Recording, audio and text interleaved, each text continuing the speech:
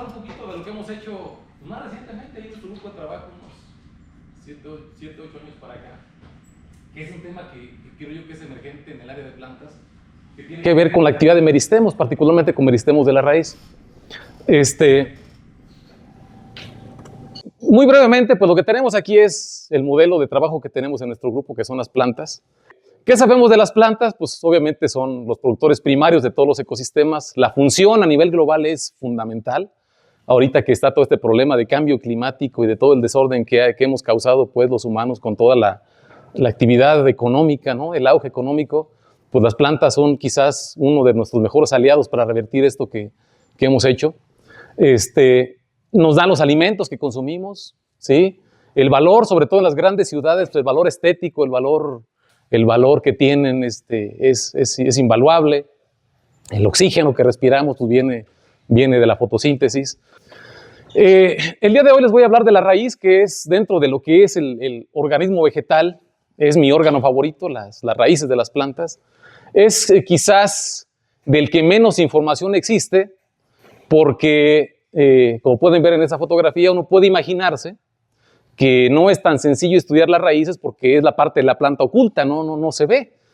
Si uno va aquí afuera, pues ve uno la parte verde, la parte vegetativa, y la raíz normalmente está escondida en el suelo. Allá se mete, allá en los huecos del suelo, entre las piedras, como aquí, ¿no? En el pedregal que tenemos aquí muy hermoso. Y entonces, poderle estudiar no es tan sencillo. Hay que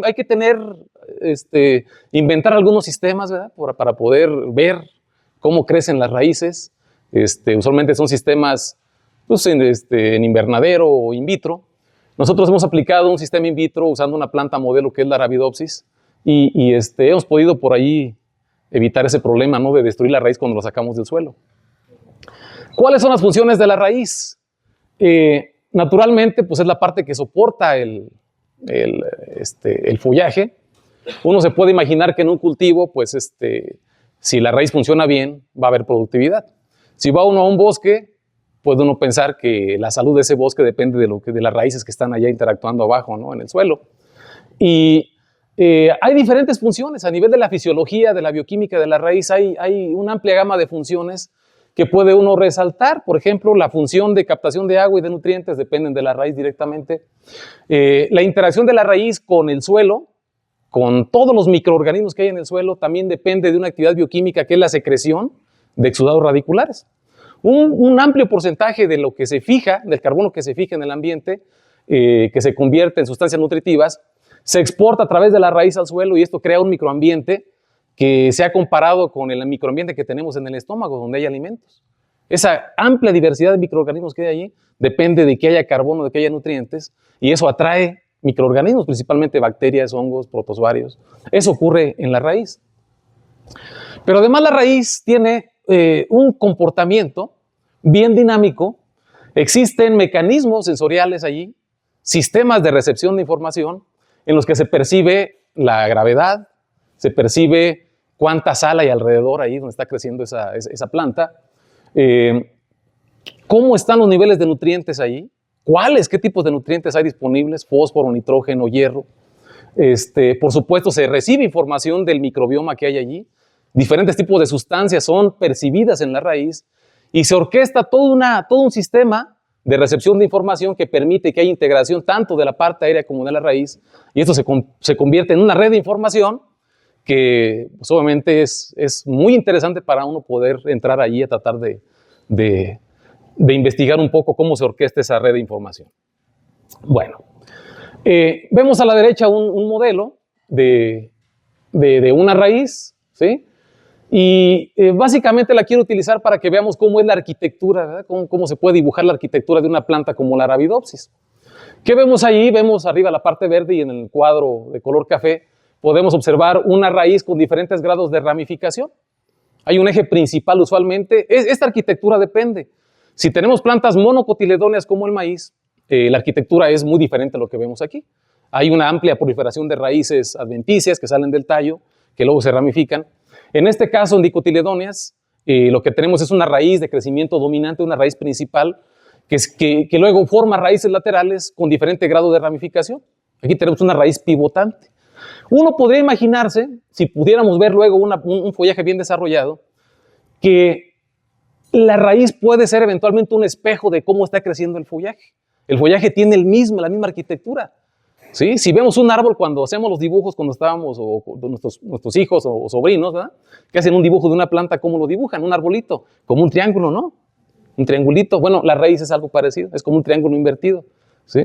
Y se han hecho cálculos de que uno podría estimar que la longitud de la raíz principal podría ser equiparable a la longitud del tallo principal. Se han hecho modelos matemáticos para hacer esas analogías, ¿no?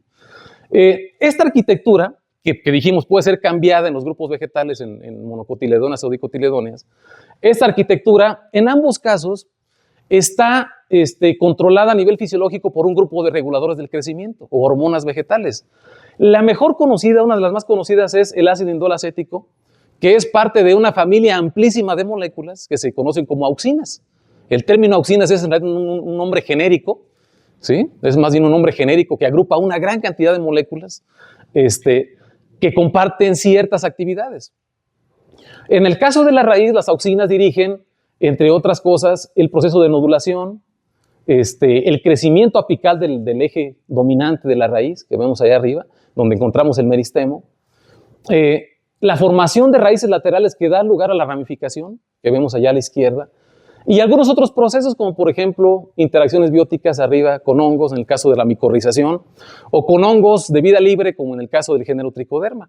Estas auxinas son moléculas de comunicación que la planta, la raíz, utiliza para establecer comunicación también con microorganismos. Las auxinas las producen las bacterias, las producen los hongos, y también en las plantas funcionan como hormonas centrales del crecimiento.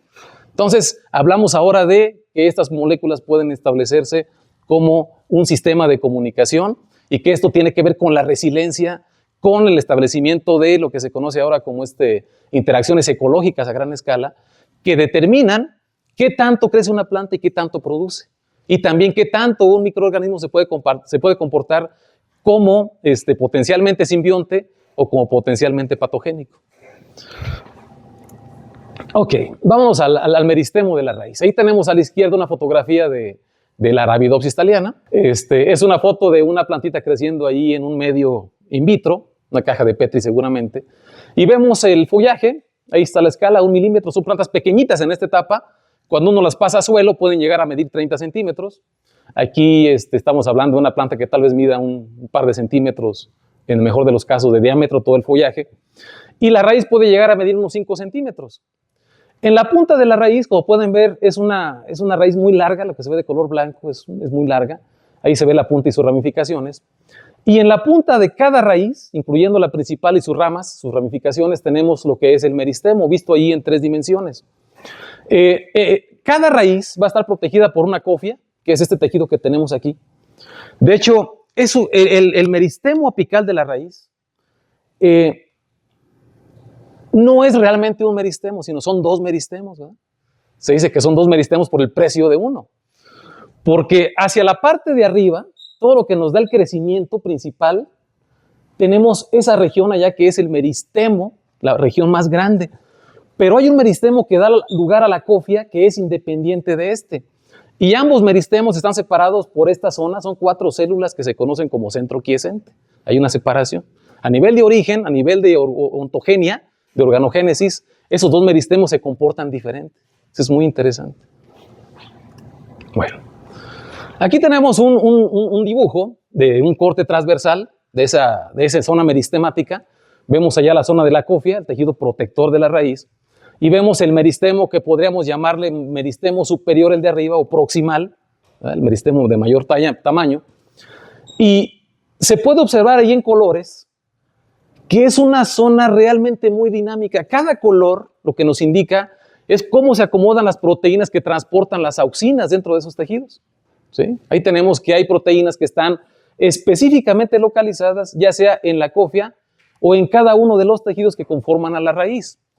Hay que mencionar aquí que la raíz es en realidad un cilindro. Tenemos un cilindro.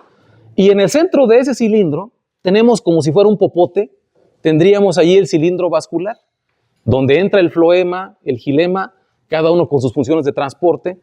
Y alrededor de ese popote central del cilindro que es la raíz, tenemos los demás tejidos.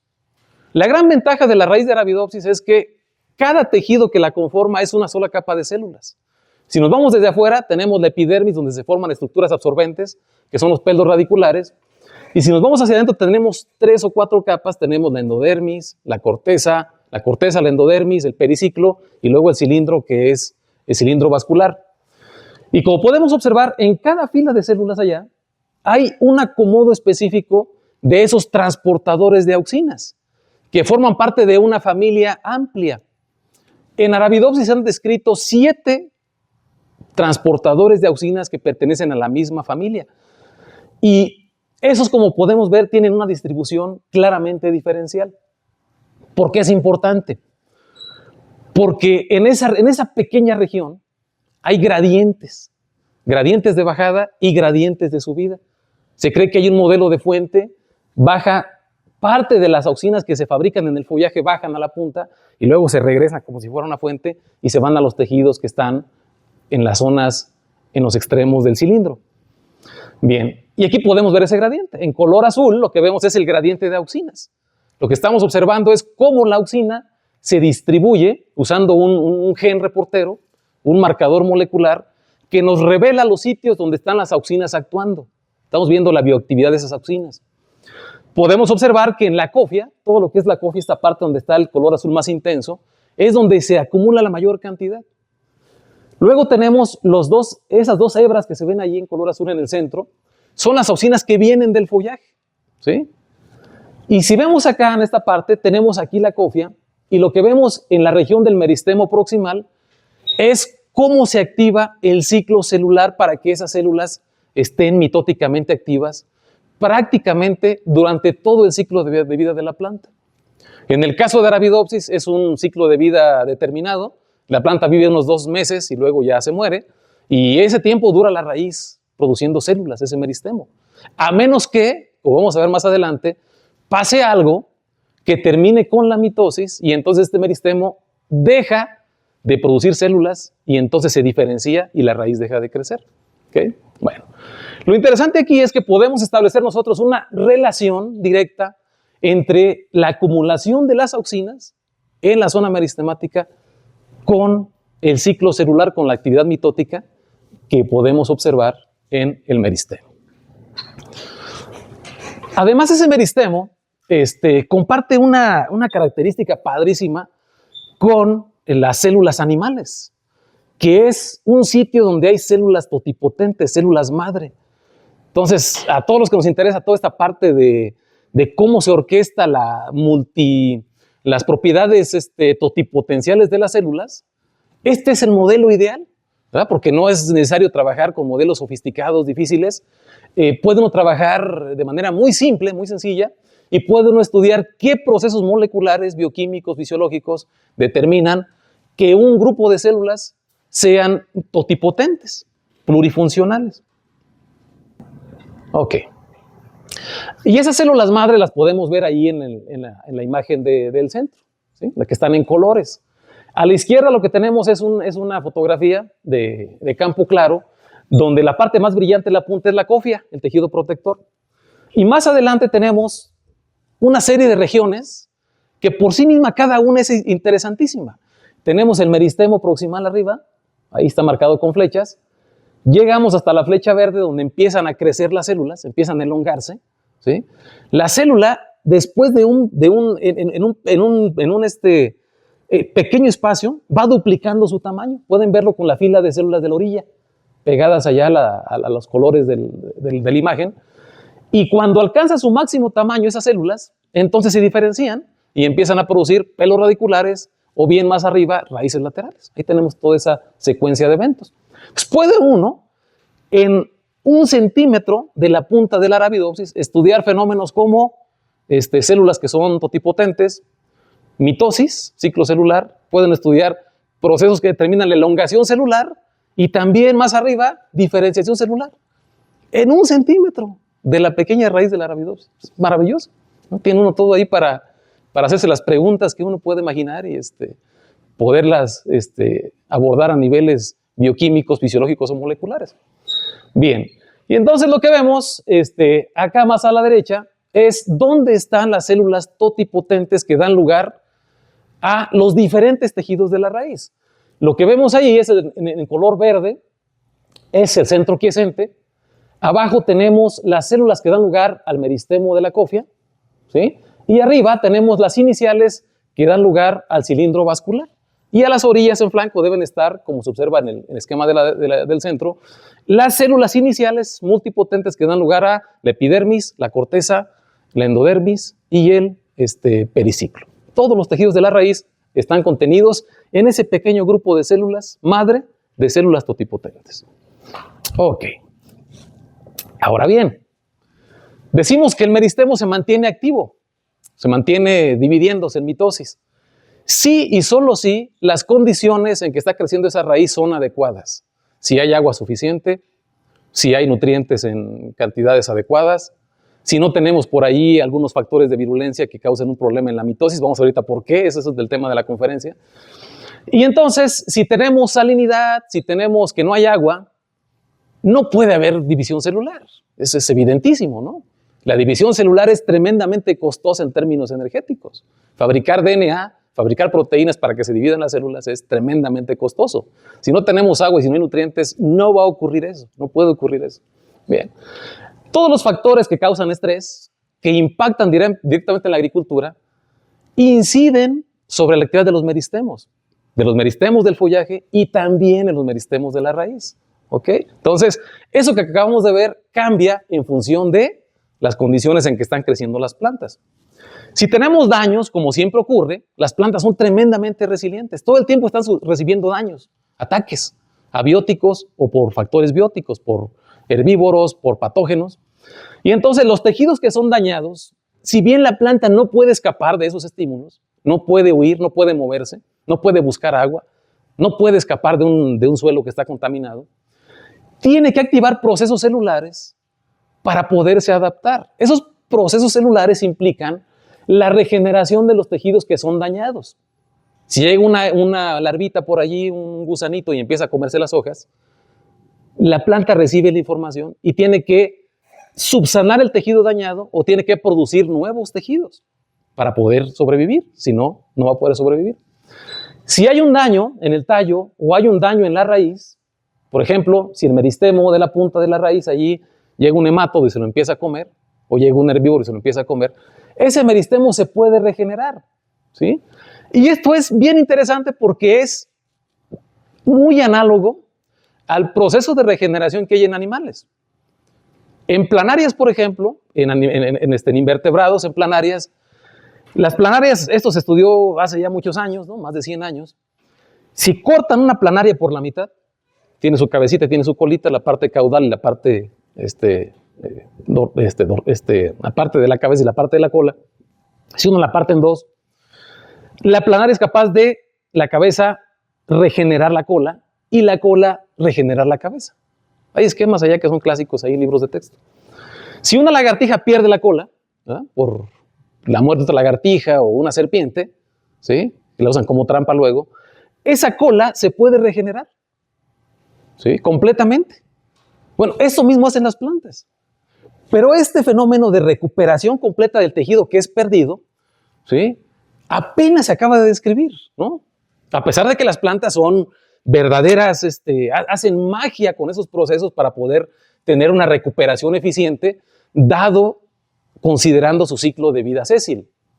Y les decía esto, ¿no? Apenas en 2009, o sea, hace 15 años, recientemente, ¿no?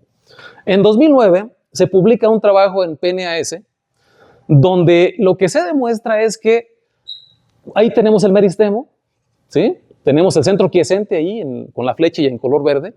Es las 4 células que dividen el meristemo de arriba y el meristemo de la cofia. Si se aplica un antibiótico que se llama ceosina, ahora se mueren las células, fíjense, en color rojo, ahí se marcan con asteriscos, se mueren las células que dan lugar a todos los tejidos, las células madres se dividen, estas tienen que estar en división constante, ¿sí? Y entonces se marca un parche rojo allí, visto en microscopía confocal, usando un colorante vital que se llama yoduro de propidio, ¿ok? Entonces, ahora tenemos un proceso de muerte celular. Y esto fue realmente ahí, cuando este artículo ahí me encantó porque explica muchas cosas, ¿sí? Esos meristemos tienen que estar en mitosis, tienen que estarse dividiendo. Y cada que se divide la célula, expone su DNA.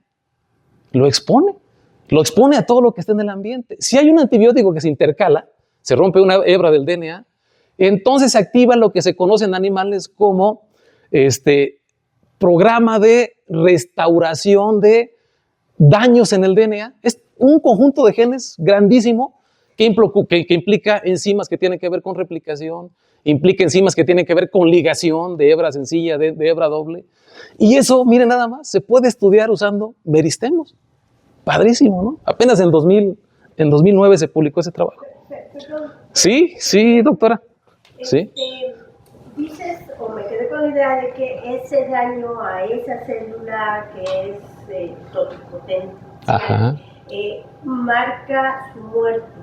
Pero, así es. Pero estos mecanismos de reparación no impiden justamente esa muerte celular. Esa es exactamente la expectativa. Esos mecanismos se activan para eventualmente resarcir el daño. El balance efectivamente tiene que ver, si ese daño eventualmente se puede reparar, continúa seguramente la actividad mitótica. Pero si el daño es de cierta magnitud, entonces las células se mueren y pasa lo que vamos a ver a continuación. ¿Sí? Si quieren, al final regresamos un poquito a comentar este aspecto. Así es, uno esperaría que... De hecho, parece que es así con lo que les voy a presentar a continuación. ¿Sí? Bueno, en 2016, entonces se reporta esto que también me dejó realmente apantallado, ¿no? Del grupo del doctor donde estuvo José Antonio, el doctor de Baylor. Ellos lo que hacen es, hacen un sistema, este fue el primer sistema que yo vi donde aplicaban esa respuesta biológica de cortar. Ellos cortan aquí, en la zona del centro quiescente, aquí, y claramente al dañar esta zona rompen con toda la estructura que acabamos de ver. Ya no hay el centro quiescente que orquesta la división aquí y abajo, y tampoco están las células madre que están alrededor del centro quiescente. Se pierde eso con el daño. Se corta aquí con una navaja o con un láser. Miren lo que pasa. Ya no tenemos esa región. Y toda esta zona roja es muerte celular por consecuencia del daño. Pero algunas horas después de que se corte el daño, se empieza a activar en las células vecinas, que están sanas, que no sufrieron un daño, se empieza a activar una proteína que es un factor transcripcional que se llama ERF115. Es un factor transcripcional que pertenece a la familia de los factores de respuesta etileno. Aunque no se sabe qué tanto contribuye con la respuesta etileno, este factor transcripcional se empieza a activar y conforme pasa el tiempo, nuevas células son reclutadas, ¿sí? Se suman y empiezan a expresar aquí el factor transcripcional y eventualmente se empieza a reconstruir el tejido perdido hasta que la raíz recupera prácticamente toda la región que fue eliminada. Hagan de cuenta como la cola de una lagartija que se perdió, se recupera completamente. Eso tiene muchas implicaciones. ¿Por qué? Porque eso indica que la identidad de las células que antes estaban allá en aquel dominio se pierde con el daño y de que nuevas células tienen que cambiar sus propiedades para tomar la identidad de las células que fueron perdidas. Es increíble. Es un fenómeno que se le llama como transdiferenciación. ¿Sí? Sí. Todo se recupera. Sí, pero, todo. Pero al lado hay un tejido que es indiferenciado. Y no es que se haya perdido ese, toma otra vez otro papel. No es que haya células diferenciadas, se desdiferencien otra vez. Bueno, eso es interesante. O sea, lo que tenemos aquí, ¿qué es lo que queda después del corte, no? Vamos a ver aquí el corte. Aquí tenemos el nicho de células madre totipotentes. Eso se pierde con el daño. Ya no tenemos nada de eso, ¿no? Ahí tú no podrías señalar esto. Ahorita vamos a ver mejor eso adelante, porque hay fotos mejores, ¿no? Y bueno, es lo que voy a presentar, lo que hicimos en el laboratorio, ¿no? Pero aquí lo que queda es el meristemo. Evidentemente no es tejido diferenciado, es tejido que era meristemático, ¿sí? Pero que no tenía identidad de las células madre que estaban ubicadas en esta zona, y mucho menos de la región que es el centro quiescente, que es la zona que controla, por eventos de señalización, que se dividan las células aquí y aquí abajo. Eso se pierde completamente. Pero lo que sucede es que para que se pueda restaurar esa raíz, se tiene que reestructurar toda esa región. Ahorita vamos a ver, ¿no? Pero efectivamente, no es tejido diferenciado, creo que lo mencioné mal, efectivamente. Son células que eran meristemáticas en ese momento. Perdón, José. Sí. Esas células meristemáticas son las únicas que son capaces de transdiferenciarse. Parece que así es. Otras que pudieran también tener esa capacidad. Parece que así es. Si uno hace el corte, nosotros lo hemos hecho, si uno hace el corte acá arriba donde ya hay tejido diferenciado, ya no tenemos esa recuperación. Sí se requiere que haya una cierta identidad, ciertas propiedades que parece que están asociadas con la presencia en un tejido meristemático. Sí, hay esa diferencia. Bien. Y entonces, esto nos dice entonces que ERF115, como podemos ver ahí, es un factor muy importante para el proceso de regeneración que ocurre después del daño, después del corte. Y entonces, llevamos ya tiempo trabajando con cromo, ¿sí? Tenemos ya algunos trabajos ya publicados de este tema. No nos vamos a meter mucho con eso. Lo que yo quiero mostrarles aquí es que el cromo es un agente muy contaminante. Ahí en la zona de León, en la curtiduría, se usa mucho y entra directamente a los ríos, a la poca agua que tienen todavía allí, pues, todo está contaminado con cromo, ¿no? Y quisimos tratar de estudiar o entender cómo afectaba el cromo en los procesos de crecimiento y desarrollo. En el caso de la raíz, lo que uno observa es que si uno aplica concentraciones crecientes de dicromato de potasio, tenemos un efecto que parece como de hormesis, ¿no? Primero se potencia un poco el crecimiento y si sigue creciendo la concentración de cromo, empieza a inhibirse el crecimiento de la raíz hasta que la raíz prácticamente ya no crece. Es muy tóxico. Y se ha estudiado mucho, entonces se asume que el cromo pues, es un agente genotóxico, o sea, ataca el DNA. También se asume que es un agente que produce una alta cantidad de especies reactivas de oxígeno, o sea, causa un estrés oxidativo muy fuerte, y eso pues también impacta en las proteínas. Entonces es una molécula muy tóxica. Aquí vemos lo que hace el cromo, si se fijan, aquí en 20 micromolar hay un poco de crecimiento mejor, y ya en 140 vemos que ya no hay crecimiento de la raíz, empieza a haber problemas de nutrición, el cromo compite directamente con la nutrición de la planta, y pues claramente se observa que es muy tóxico, ¿no? Sí. Esta mejoría en el crecimiento a concentraciones bajas de cromatos se mantiene a lo largo de la vida de la planta, o sea, si mantenemos esta concentración cuando la planta ya es adulta, sigue este bote. Sí. Eso nos llevó, de hecho hay un trabajo una revisión que acabamos de publicar de los efectos horméticos, porque nos llamó la atención. Dicen, bueno, si este metaloide es tan agresivo, y veíamos eso nosotros, y lo veíamos contra ese artículo hay un artículo que tenemos publicado en Plant Molecular Biology, donde hicimos transcriptomas, en esa condición donde potencia el crecimiento de la raíz y donde reprime. Y lo que observamos es que la huella transcriptómica era completamente contrastante, no se parecía en nada. Cuando uno pone un veneno, pues uno debería ver respuestas adaptativas comparativas. No. En el transcriptoma era una dosis baja de cromo y otra alta. Y entonces nos dimos a la tarea de revisar información sobre estudios de cromo en plantas, y lo que encontramos es que ese efecto tipo hormesis estaba casi documentado en todos lados, pero nunca se había mencionado. Todo el mundo se enfocaba al estudio del cromo como un agente tóxico, ¿no? Hicimos la revisión y está publicada recientemente por ahí, la sacamos el año pasado, sí, de hecho, luego te la paso. Y efectivamente, no solo se documenta ese efecto hormético en diferentes especies, en diferentes situaciones, sino también en impactos que tienen que ver con crecimiento general de la planta. ¿Cómo ocurre eso? Quién sabe, pero sí, parece ser reproducible, ¿no? Bueno, pero vamos al efecto tóxico, ¿no? No es el efecto hormético, es el efecto tóxico.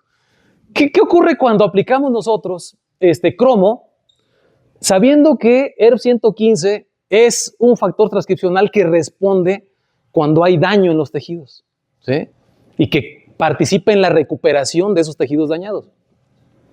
Aplicamos cromo en concentraciones que ya inhiben el crecimiento de la raíz y vean cómo va ocurriendo un daño que además, lo comentaba el doctor Felipe, vean cómo además es diferencial, ¿no? ¿Qué esperaría uno? Pues que se murieran las células que están más afuera, ¿no? Estas. No, hay selección, hay blancos. Se mueren primero estas y luego estas, y vean el cambio que ocurre. Vean la forma de la raíz. Vean la forma de aquí comparada con el control y con las otras. Claramente cambia la forma. Las células se van haciendo más llenitas, hay crecimiento isodiamétrico, eventualmente avanza la diferenciación de qué pelos radiculares ya. O sea, esto compromete ya el crecimiento, compromete la mitosis, y la raíz, en lugar de seguirse dividiendo su meristemo, ahora se diferencia. Hay ese cambio directamente con el cromo. Entonces, ¿qué está pasando aquí? Probablemente la respuesta que implementa la planta para escapar del estrés es activar la regeneración. Si el estrés es mediano o suave, quizás logre recuperarse. Aquí no vemos todavía un cambio fuerte en la forma de la raíz, pero si ese agobio se incrementa, o el tiempo avanza, o la concentración del agente tóxico se incrementa, entonces ahora, al no poderse adaptar a ese estrés, la planta se diferencia, la raíz se diferencia y deja de crecer. ¿Qué? Sí. Una pregunta. En sí. esta concentración alta de cromo, ¿realmente parecerían estarse formando agregados de algún tipo? ¿Esto tendría que ver con la muerte celular? O sea, porque pasas de una imagen visual así de puntitos a agregados, ¿no? Así es. ¿Algún tipo de agregados de estos que han llamado que reciclan moléculas? ¿Tipo autofagia, algo así? Sí. Podría ser, no lo sabemos. Uno pensaría que cambian muchas cosas, ¿no? Si uno observa la raíz allá de la izquierda contra esta, uno esperaría que haya cambios gruesos en muchas cosas. Pero cuáles son, no tenemos información todavía. ¿Cuánto tiempo de contacto con el cromo? Estas son exposiciones. Esta es la planta germinada y crecida en esas concentraciones de cromo. A 7 días. Claramente esto cambia con el tiempo. Ahorita vamos a ver también esos detalles en el camino de la conferencia. Y entonces entramos nosotros. En 2007 se publica el complejo mediador de plantas. Tampoco hace mucho, ¿verdad? Relativamente reciente. Y entonces ya se había descrito el complejo mediador de levaduras. Complejo mediador esencialmente es un ensamblaje de unas 30 proteínas, 30 polipéptidos, que actúan como un puente molecular que orquesta la transcripción general de genes en eucariotes. Aquí tenemos un esquema, ¿no? Tenemos los promotores de los genes, con sus elementos y reguladores, sus potenciadores, y tenemos la holoenzima, la RNA polimerasa con todo su complejo de factores de iniciación, que la posicionan en los promotores para que se active la transcripción génica. Se descubre el mediador y entonces entran en el escenario de regulación transcripcional 30 proteínas nuevas. Ok. Entonces, estábamos haciendo un escrutinio, un análisis de mutaciones en la subunidad MED18, y lo que observamos nosotros, ahí tenemos una fotografía de una caja de Petri de esas grandes de 10 centímetros, y a la izquierda tienen ustedes las plantas normales del ecotipo Columbia. Deben ser 8 plantitas por ahí de cada línea. Vean ustedes cómo en esa edad que tienen las plantas deben ser unos 10 días después de que germinan la semilla. Vean el tamaño que tiene la raíz principal y cómo se empiezan a formar las ramificaciones. ¿Okay? Y vean las diferencias de dos mutantes diferentes, en diferentes alelos, de la subunidad MED18. ¿Sí? Le llamamos MED18.1 y MED18.2. Pueden ver que son muy parecidas. De hecho, parece que fuera una comunidad, ¿no? No se pueden distinguir los dos alelos, son realmente muy parecidas. Lo que destaca ahí hay varias cosas que se destacan. Una, el follaje. El follaje es más robusto. Los tallos crecen más. ¿Sí? Y las raíces son más pequeñas, ¿sí? Y más ramificadas. De hecho, se ven más gorditas. ¿Sí? Si pueden notar eso ahí en la fotografía. Y nos llamaba la atención, decíamos, bueno, es que mediador, pues la raíz es de crecimiento lento. No es de crecimiento determinado porque no tendríamos crecimiento. Sí crece, pero el proceso de conformación de la arquitectura entre la longitud de la raíz principal y sus ramificaciones cambia en relación a lo que ocurre en la planta normal. Son de crecimiento lento y eso da pausas para que haya ramificaciones y se orquesta de otra manera la arquitectura de su raíz.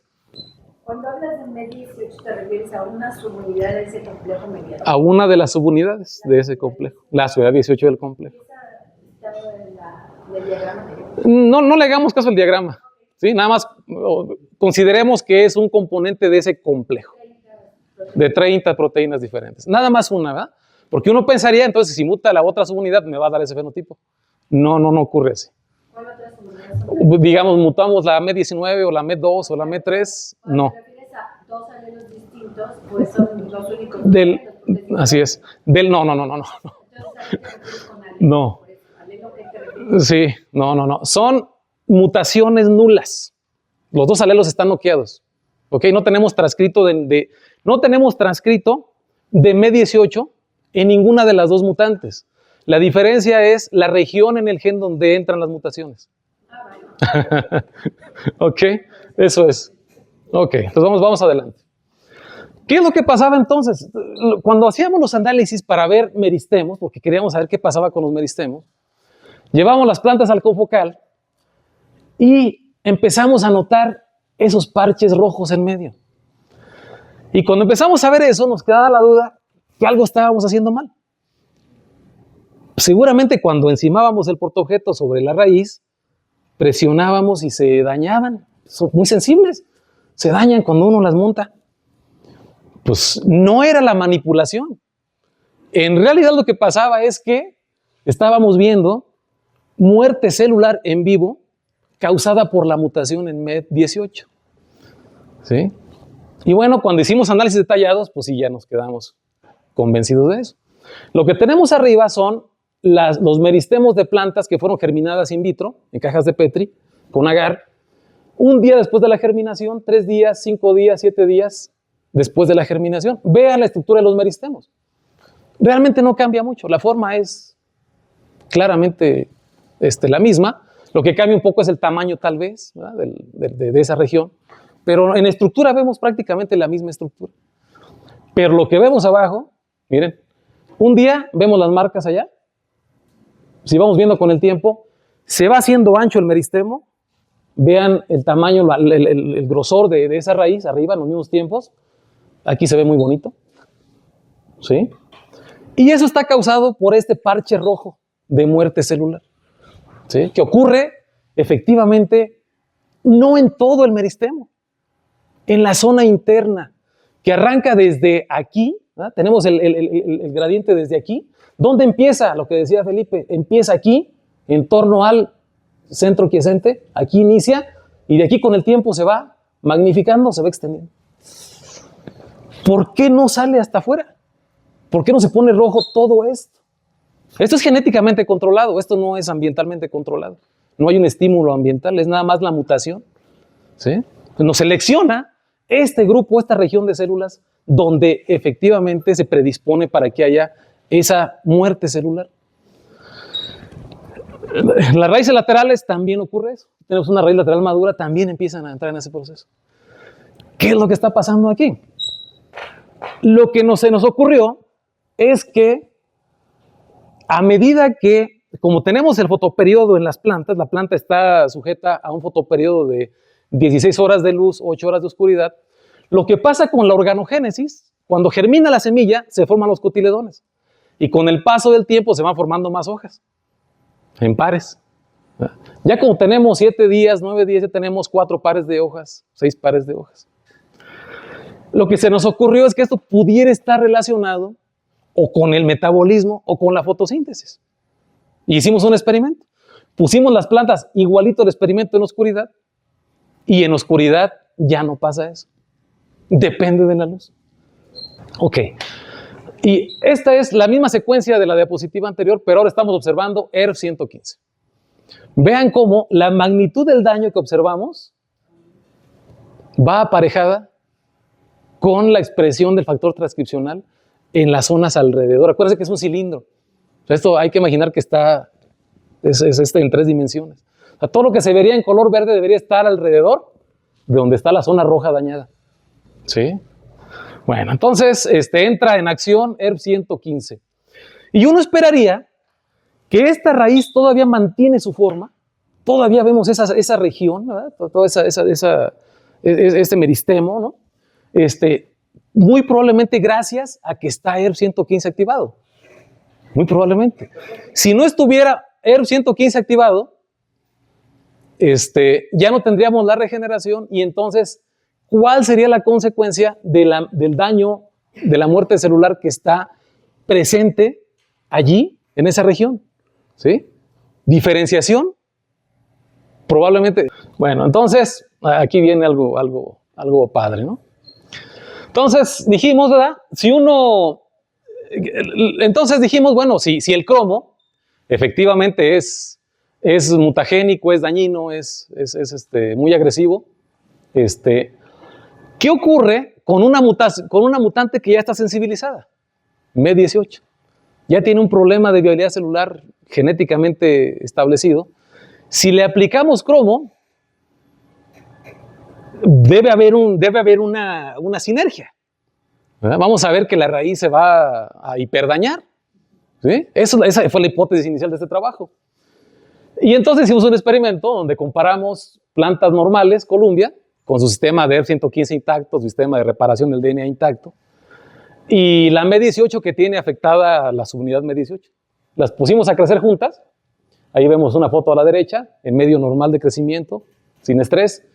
Plantas normales, plantas mutantes con su crecimiento lento.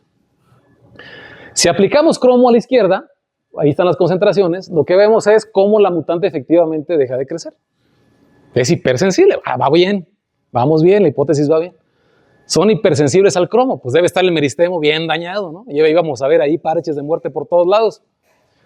¿Y qué creen que pasó? Lo que está abajo. Aquí está la fotografía en 60 de cromo, allá, ya muy corta la raíz, ¿sí? Pero cuando vamos a los meristemos y vemos en la lupa la punta, vemos dos estructuras. Vean lo que pasa acá arriba, ¿sí? Y cuando vemos al microscopio confocal, las dos estructuras, vemos esto, pero ahora ya no vemos muerte aquí. Esto es MED18. ¿Qué pasó con el meristemo, con el cromo? Se duplicó. O sea, no era lo que esperábamos. Sí, en crecimiento, sí era lo que esperábamos. Pero cuando vemos la viabilidad celular, no se murieron más. El cromo las curó, pero además las hizo que se duplicaran. Es una duplicación en vivo de un órgano completo. El meristemo apical de la raíz, todo el órgano está duplicado, ¿sí? Bueno, pues estuvo bonito, ¿no? Allí todo no era lo que esperábamos, pero se puso más interesante. Y miren, aquí se ve muy padre, con este ERF115 con GUS, ¿sí? Ya tenemos a los 6 días expuestas a cromo. Vean lo que pasa en el centro. Vean el engrosamiento también. O sea, todo esto viene aparejado a todo un cambio en la estructura celular, ¿sí? Vean 8 días. Ya tenemos en el centro que pasó algo, ¿sí? Ya hay 2 corrientes allí. Ya tenemos seguramente ahí conformados 2 sistemas transportadores. A los 10 días ya tenemos 2 puntas formadas, ¿sí? Y se empiezan a separar. Vean que era una raíz. Aquí está lo que queda de la cofia que las unía antes, ¿sí? Es una bipartición del meristemo in vivo. Y luego, bueno, pues ya con esto, pues era muy bonito aplicar biología celular. Lo que hicimos fue analizar marcadores de identidad para trazar en tiempo cómo era que se iban diferenciando esos meristemos, ¿verdad? Cómo se formaban los 2 meristemos a partir de uno. Arriba tenemos la planta normal, es una planta transgénica que expresa un gen de centro quiescente que se ve en color verde. Vean allá, las plantas normales, ahí se ve el centro quiescente en verde, la manchita verde que está ahí en el centro. Si aplicamos cromo, vean cómo se ve que en dosis bajas, ese centro quiescente como que tiene un dominio más grande, parece que se empieza a dividir. Una característica del centro quiescente es que no se divide, pues se llama quiescente, está dormidito ahí esas células. Su función es estar como un guardián de los meristemos. Se dividen las vecinas, pero yo no me divido. Pero si las vecinas fallan, pues yo me divido y reemplazo la célula madre que está cerca de mí. Esa es la función del centro quiescente. Parece que eso ocurre en dosis bajas de cromo, 40 y 50. Entonces, nos vamos a dosis mayores y entonces eventualmente en 70 ya disminuye la expresión y en 80 se termina. Aquí ya no tenemos un meristemo, ya no hay centro quiescente. La raíz ya se diferenció. Pero cuando vemos lo que pasa con cromo, allá tenemos la planta control, centro quiescente y vean el daño arriba. Ahí se ve el parche rojo. Y cuando vamos aplicando el cromo, ¿sí? A diferentes tiempos, 60 micromolar a diferentes días, 3, 4, 5, 6, 7 días, vean, 3 días lo que pasó con el centro quiescente. Se empezó a dividir y ahora el dominio de centro quiescente es mayor mucho mayor que cuando no hay cromo. Y luego pasa algo bien, bien padre, ¿verdad? O sea, esta zona de expresión se hace como una sonrisa. ¿Sí? Acá sigue habiendo daño. Vean el daño también asociado con esto. ¿Sí? Luego ven el daño, ya no se ve tan bien, pero ahora tenemos dos centros quiescentes en la misma raíz, pero bien grandes. Y luego acá ya tenemos que se mueve esto y se van los centros quiescentes a la punta. Esto es más grueso ya. Y luego tenemos ya dos raíces. Ok, entonces, ¿qué pasa con las auxinas? Eso, la pregunta del doctor está padre. A lo mejor aquí me ayuda esto para tratar de hacer un poquito de luz allí. Mismo experimento igualito, pero ahora estamos usando una planta transgénica que nos reporta los máximos de auxinas en el meristemo. ¿Sí? ¿Qué es lo que tenemos arriba? Tenemos el control y los mismos tratamientos con cromo. Miren lo que pasa. ¿Sí? Sigan el máximo hasta que en 80 desaparece. Pero esencialmente el máximo se mantiene en su sitio, no cambia. ¿Okay? Si nos bajamos en la mutante, vean allá, en la primera, la control, esa no tiene cromo. Vemos ahora, esto está muy bonito. A ver, la auxina debería bajar por aquí, las dos corrientes. Pero tenemos la muerte aquí. Eso es lo que el doctor de Beilder dice, hay piedras en el camino. El arroyo tiene piedrotas ahí, entonces el agua ¿por dónde se va? ¿Sí? Entonces, esta corriente que viene del follaje debería de irse buscando un camino nuevo. Pero para hacer ese camino ocupa transportadores, ¿verdad? Algo tiene que pasar para que este bloqueo por muerte celular aquí que hay en el flujo de auxinas pueda redireccionarse. Algo tiene que ocurrir ahí. Pero entonces una consecuencia que sí es muy clara es que cuando tenemos este bloqueo, el flujo de auxinas, porque tenemos auxinas que vienen y auxinas que se fabrican aquí, en la punta. Ahora ese flujo, ¿para dónde se va? Para acá. Vean arriba. ¿Sí? Y entonces, ¿qué es lo que ocurre cuando se aplique el cromo? Miren. ¿Sí? Tenemos ahora todo un cambio completo. Comparen allá, acá y aquí. Vean estas corrientes. Esta. Incluso la del medio parece que la muerte de repente o se está recuperando las células, el tejido en esa región, o bien algo ocurre alrededor para que las células logren redistribuir las auxinas. Algo está pasando ahí. Aquí se ve mejor, ¿sí? Con el paso del tiempo. Tenemos las dos corrientes hacia la epidermis. Tenemos aquí el daño. Vean, aquí tenemos un giro y aquí está pasando algo en esta zona. Aquí hay una amplia acumulación de auxinas. Sigue el tiempo. Vemos lo que está pasando aquí. Sigue el tiempo. Vean el grosor de la raíz aquí. Y ahora tenemos dos máximos de auxinas, ¿sí? Y eventualmente tenemos dos raíces. Pues esto, o sea, lo que uno dice, pues es que las auxinas tienen la culpa, ¿no? Las auxinas son las que orquestan todo este programa de organogénesis. Entonces, no, con base en esta información, pues el experimento que sigue es muy simple, pues interrumpamos el flujo de auxinas. Entonces, hay inhibidores que son muy específicos de las proteínas que transportan auxinas. Uno de ellos es el ácido, ¿dónde está? ¿No dice allí? Sí, ahí está. El ácido naftiltalámico. Se ha usado durante muchos años para inhibir el transporte de auxinas. Y si uno aplica el ácido naftiltalámico, vean lo que ocurre aquí. Tenemos arriba el control y abajo la mutante. Aplicamos el cromo en la condición que se forma la doble raíz en la mutante, que tenemos allá abajo muy bonito, ahí están las dos raíces. Si aplicamos el inhibidor de auxinas, tiene un efecto muy claro, como pueden ver arriba en la planta normal. Vean que la raíz es gruesa, se forman raíces laterales ahí, pelos radiculares, muy peludo se ve ahí el meristemo. ¿Y qué pasa en la doble mutante? Miren, aquí ya, con el NPA, lo que vemos es esto. Vemos los pelos también acá avanzados, vemos mitosis. Pero si aplicamos el cromo y el NPA, miren lo que pasa. Ya no se duplica la raíz, pero vean lo que está pasando con la mitosis. Vean el grosor de la raíz. ¿Sí? Parece ser que esto se está convirtiendo en un callo, perdón. ¿Sí? Al no poderse formar ese proceso de organogénesis, ahora esto parece que es un callo que se está formando ahí. ¿Sí? La mitosis se mantiene tremendamente activa.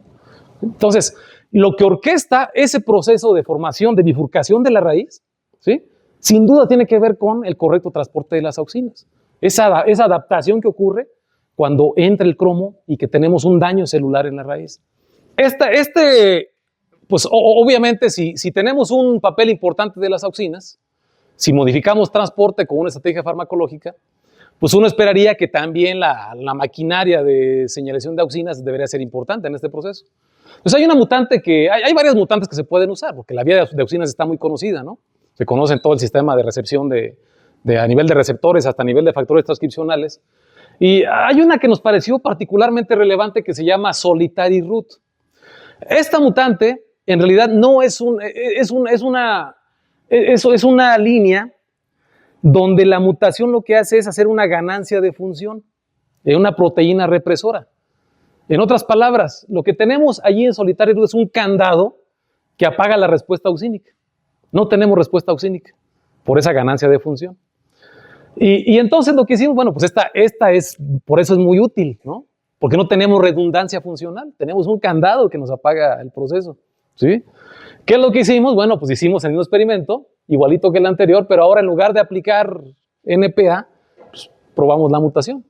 ¿Qué es lo que tenemos? Prácticamente lo mismo, vean ahí la bifurcación de la raíz en la mutante, y vean cómo en la raíz de solitary root ya no tenemos esa bifurcación. O sea, entonces, en realidad, sí hay una coordinación entre el proceso de transporte de auxinas con la batería de respuesta a nivel molecular, ¿no? Sí es muy importante. Coincide con lo que usted dice, ¿no? Inicialmente. Afortunadamente para mí. Ok, vamos adelante. Ok, vamos adelante.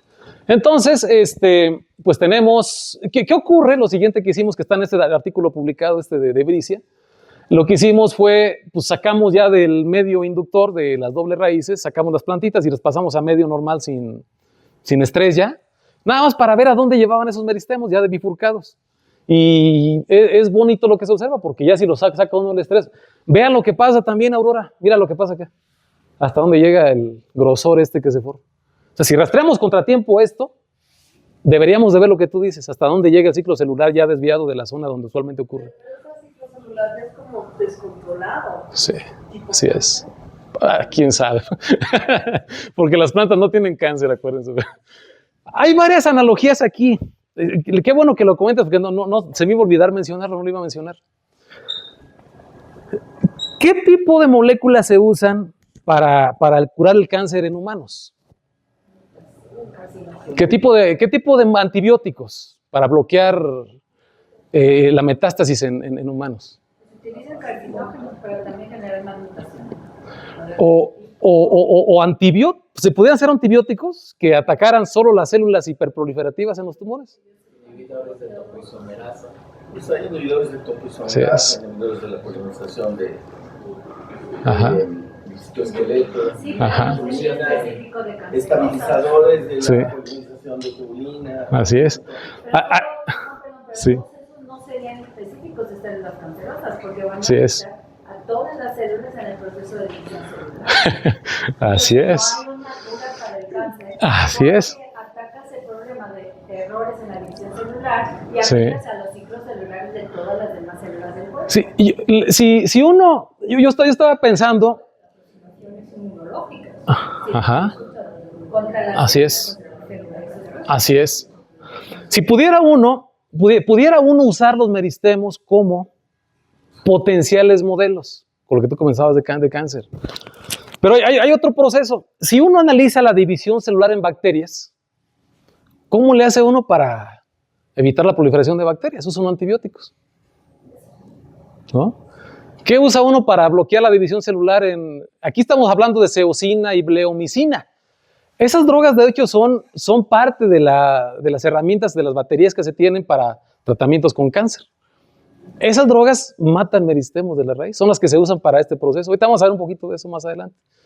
Pero entonces, lo que tú decías, ¿qué tanto el proceso de mitosis en el meristemo, qué tanto comparte mecanísticamente con los modelos de hiperproliferación descontrolada que hay en cáncer en animales, en humanos? Ahí creo que nos llevamos a esa tarea, pensar un poquito, ¿qué nos pudiera ayudar un poquito esto? ¿No? A lo mejor, probablemente. Ok, bueno, entonces, habíamos seguido esto, ¿verdad? Pues obviamente tenemos que seguirlo, y se había descrito, había reportes de grupos japoneses que habían mostrado que el ácido bórico inducía ese efecto de daño en los meristemos, inducía la muerte de los meristemos, y nos pareció muy atractivo y muy fácil de hacer. Bueno, vamos a conseguir ácido bórico para ver cómo responden las mutantes de mediador y cómo, si el cromo combinado ya hace algo. Y pues nos llevamos otra sorpresa. Aplicamos el ácido bórico en estos sistemas de crecimiento de la raíz. Y lo que ven arriba es el fenotipo que ya conocen de M18. Pero si aplicamos ácido bórico en concentraciones micromolares bajas, la raíz crece. Rescata algo el crecimiento de la raíz, el ácido bórico. ¿Qué esperábamos aquí? Lo contrario. Algo como el cromo. Va a ser lo mismo que el cromo. No. Rescató el crecimiento de la raíz. Una concentración mayor, ahí ven las curvas, ¿no? Hace lo contrario. Ya son chicas las raíces de las plantas normales y de las mutantes. Pero cuando ve uno al confocal, miren, ahí están los daños. Va uno aplicando hacia abajo las imágenes con el ácido bórico. ¿Sí? Arriba se ven los daños, allá se ven los parches rojos, allá se ve la expresión de ERF115. Y con el ácido bórico disminuyen los parches de expresión en el centro, que son la zona más particularmente sensible, y vean el grosor de las raíces. ¿Sí? Parece ser que el ácido bórico hace lo contrario. De hecho, aquí en este caso, vean arriba cómo se interrumpe el transporte de auxinas en el centro, y vean cómo el ácido bórico, ¿sí?, hace delgadas las raíces y recupera el flujo del centro de auxinas. ¿Sí? Parece ser que hace lo contrario. ¿Qué es lo que está haciendo el ácido bórico? Disminuye la tasa de división celular y eso en consecuencia disminuye el daño que se está observando en la mutante. Es una posibilidad. Entonces, ya habíamos observado que la luz tenía un papel en esa muerte del meristemo. O sea, y eso abre preguntas interesantes. O sea, la información que recibe el follaje, la intensidad de luz, la intensidad de radiación que recibe el follaje, hay información que llega al meristemo. ¿Sí? Nos podemos imaginarnos qué tanto recibe ahí en el ambiente natural la cantidad de radiación que recibe una planta en el invierno, en enero, por ejemplo, que son días cortos, ¿verdad?, con la que reciben ahora en mayo o junio. ¿Sí? Y cómo esa información que recibe la planta tiene que ser orquestada para que crezca el follaje, pero también crezca la raíz. ¿Verdad? Bueno, entonces, bueno, todavía falta un poco. Esta parte, la pregunta era, ¿cómo es que mediador conecta con el sistema transcripcional, con la RNA polimerasa, con la enzima que fabrica los RNA mensajeros? Lo que uno pensaría es que deberíamos de encontrar mutaciones en la RNA polimerasa, en las unidades de la RNA polimerasa, que nos dieran fenotipos parecidos a MED18, ¿no? Entonces, ya había un reporte de que una de las subunidades que se llama RNPB23, que es la segunda subunidad más grande de la enzima, tenía ese fenotipo. Dijimos, pues es claro que esto está vinculado con mediador, ¿no? ¿Qué le pasa ahora a la planta cuando tiene esa mutación en la RNA polimerasa 2? Vemos el crecimiento allá arriba. Vean cómo el crecimiento en la mutante se detiene rápido después de que germina. Deja de crecer la raíz. Y cuando observamos los meristemos, vean lo que pasa. ¿Sí? Vean cómo las raíces casi no tienen meristemos en la mutante. ¿Sí? Ahí están las mediciones de esto. Y cuando uno analiza la muerte celular ahora en la mutante, tenemos algo muy parecido a lo que ocurre en MED18. Vean allá. ¿Sí? Tenemos el daño en el centro. Ahí se ve muy bonito en la secuencia de eventos. Y asociado a ese daño, arriba vemos marcadores, estamos detectando por confocal las proteínas, algunas proteínas que participan en procesos clave. Por ejemplo, allá arriba tenemos una de las proteínas que llevan a la formación de la endodermis, se llama short root. Y a la derecha hasta acá tenemos otra de las proteínas que interaccionan, son factores transcripcionales estos dos, que nos definen también la formación de esas capas celulares en la raíz. Cuando vemos la pérdida de la unidad de la polimerasa, vean cómo toda estas zonas de expresión se pierden, y eso va acompañado no solo con la estructura de los meristemos, ¿sí? Vean, tamaño de las células también se pierde, va directamente vinculado con el proceso de muerte celular. ¿Sí? ¿Qué es lo que pensamos nosotros? Que seguramente MED18 tiene que tener una función predominante en este correcto ensamblaje de la maquinaria transcripcional. Aquí estamos viendo, estamos en el extremo, o sea, no estamos viendo los detalles funcionales de la interacción. Pero con base en la comparación de fenotipos, probablemente MED18 sea el canal que ayuda para que de alguna manera los genes que tienen que ver con este proceso de mantenimiento del meristemo se mantengan viables, ¿sí? Seguramente a través de interacciones con la holoenzima, con la RNA polimerasa 2. Ok, entonces, ¿qué pasa con la NRPV2? Aquí nos sacó algunas ideas de cómo pudiéramos estudiar este proceso de regeneración. Y entonces lo que hicimos aquí fue lo del corte de la punta, ¿verdad? Con un bisturí, cortamos las puntas en la altura del centro quiescente. Vean lo que pasa en las plantas normales allá arriba, ¿sí? De F a J, se corta allá en la F el meristemo, la punta, y vean que con el tiempo se regenera la punta completamente, ¿sí?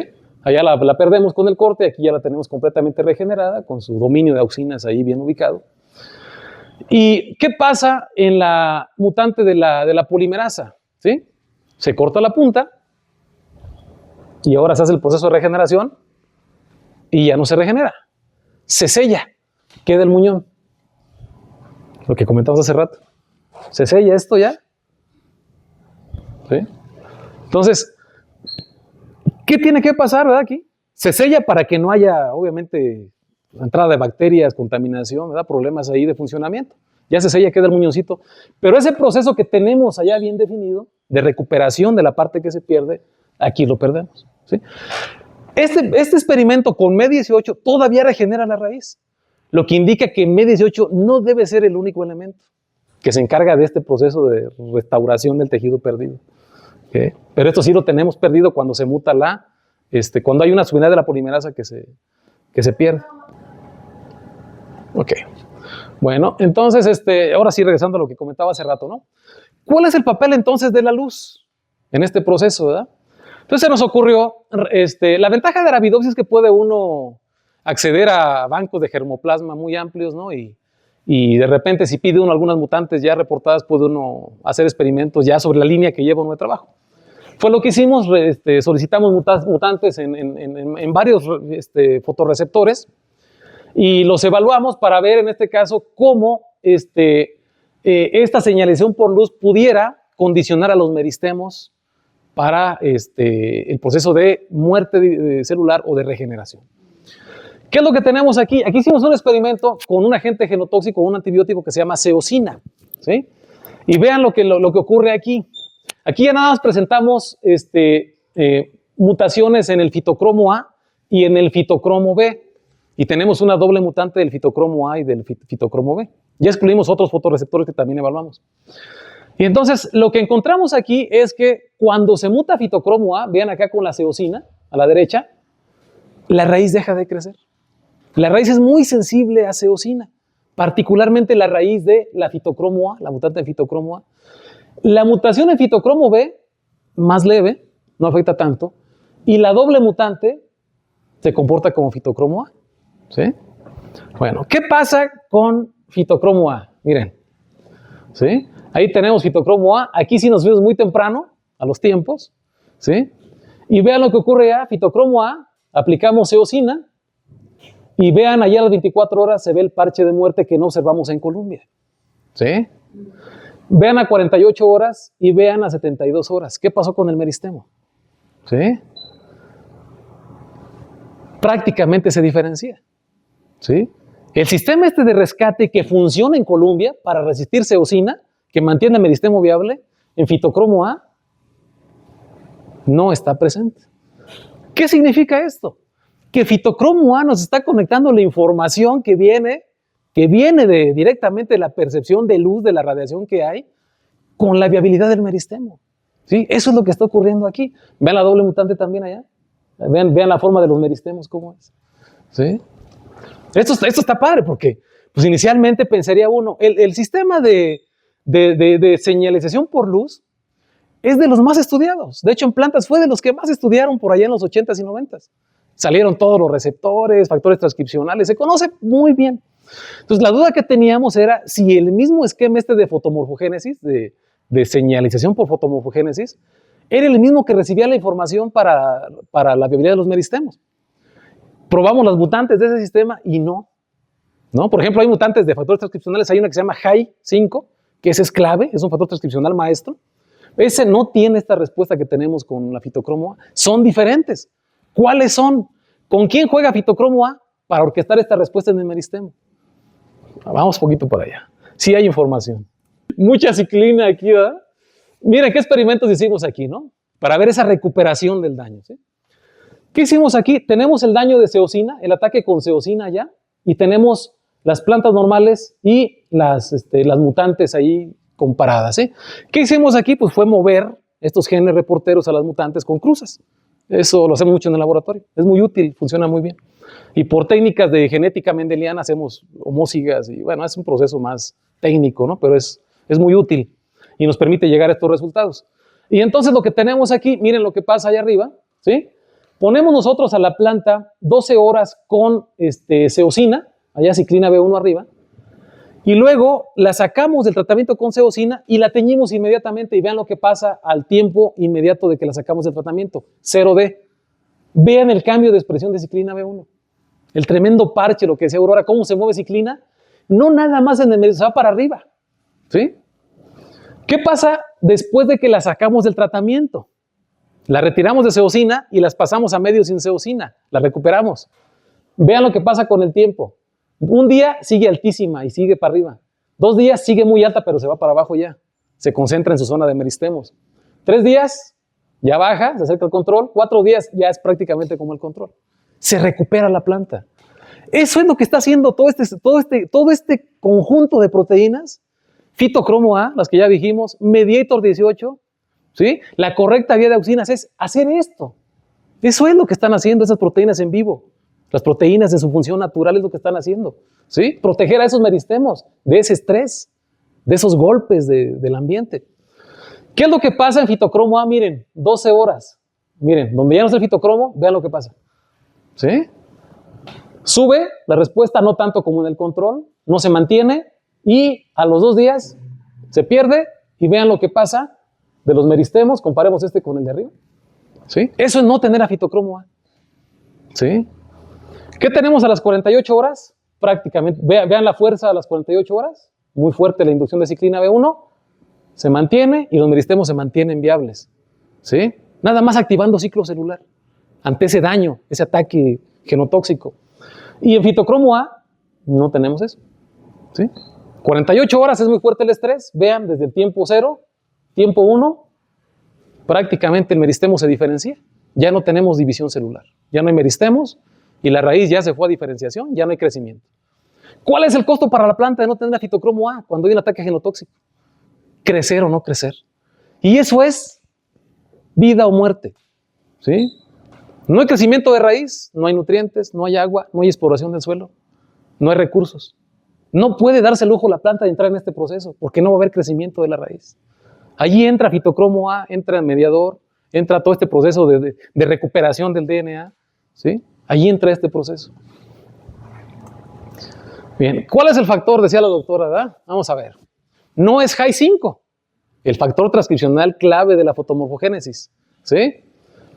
Pero es un hermano de HAI5 que se llama SOC1. Miren, este SOC1 le ponemos ceosina, vean lo que pasa con la raíz. ¿Sí? Es SOC1. ¿Sí? Ya se sabía que SOC1 tenía que ver con la adaptación al estrés genotóxico, eso ya se había reportado. Ahora, aquí lo tenemos confirmado, efectivamente. No tenemos pruebas de que fitocromo A vaya directamente y modifique a SOC1, pero uno pensaría, esa es la hipótesis que podría uno seguir. Pero SOC1 tiene claramente ese fenotipo y esa participación que vemos aquí en el proceso de mantenimiento de los meristemos. Factor transcripcional. Factor transcripcional, así es. ¿Sí? ¿Dónde se expresa fitocromo A? Pues uno esperaría que en el follaje, ¿no? Pues eso es obvio, pues claramente es el receptor de luz, de los principales. Y en la raíz está en las zonas justamente donde reciben la información los meristemos para que crezcan, se dividan, proliferen. ¿Sí, doctor? Pero pues tiene cierta lógica, ¿no? Porque las raíces tienen una respuesta fototáctica, o sea, sí. Ellas huyen de la luz, pero pues tienen que saber que hay luz. Así es. Así es. Ahora, ¿cómo esto entra en el proceso de viabilidad? ¿Sí? O sea, esto lo que nos indica es que fitocromo A es un guardián del proceso.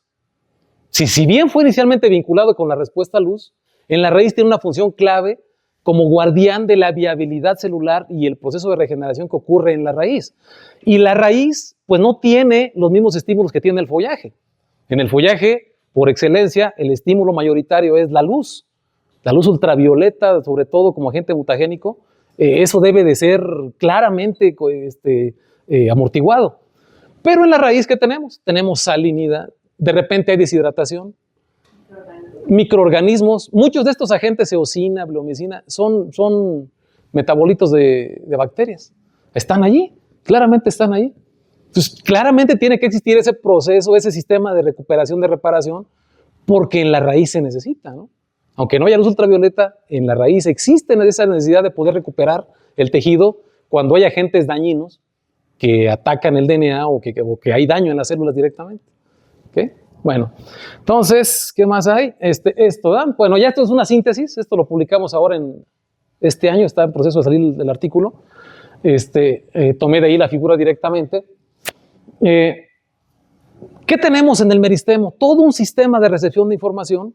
Ya tenemos identificados algunos elementos, conectan con el follaje sus sistemas a través de fitocromo A. Hay subunidades del complejo mediador. Parece que pudieran estas subunidades asociarse de alguna forma temporal o dinámica con el sistema transcripcional, con la síntesis de RNA a través de la RNA polimerasa 2. Y esto nos lleva, lo que les decía ahí en el resumen, ¿no? ¿Qué tenemos? La muerte celular es un lado de la moneda y ER115 es el otro lado de la moneda. Juegan al mismo tiempo, ¿sí? ¿Y eso qué nos da? La posibilidad de que las plantas puedan adaptarse a toda esa amplia gama de estímulos que pueden ser muy agresivos, muy dañinos y que deben ser muy importantes considerando el ciclo de vida sésil que tienen estos organismos. Pues creo que es la última, déjenme ver. No es la última. Otra curiosidad, ¿verdad? ¿De dónde sale esto? Miren, esto. Ya cuando nos pusimos a ver eso decíamos, bueno, pero ¿qué relevancia tiene esto, no? Es Arabidopsis, pero no se ha visto en ningún otro lado. Y es cierto, ¿eh? O sea, si buscan ustedes en la literatura bifurcación del meristemo en vivo, nos va a mandar este artículo que vieron de Brici. No hay nada de eso.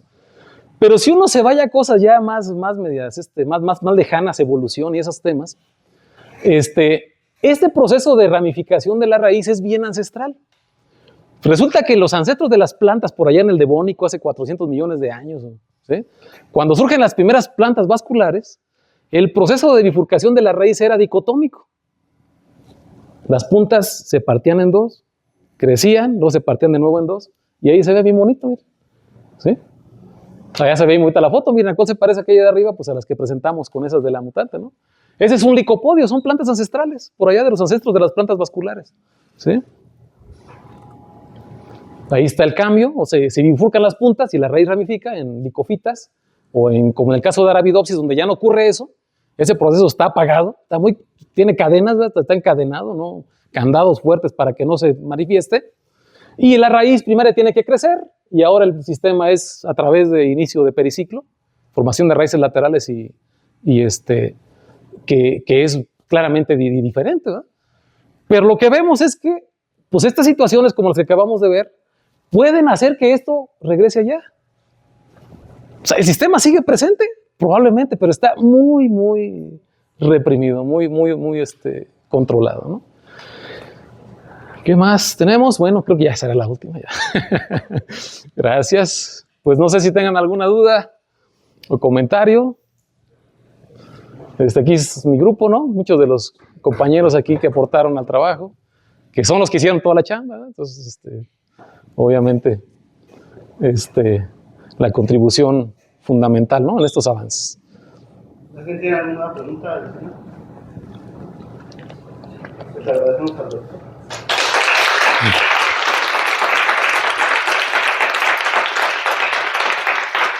Mil gracias. Gracias a todos.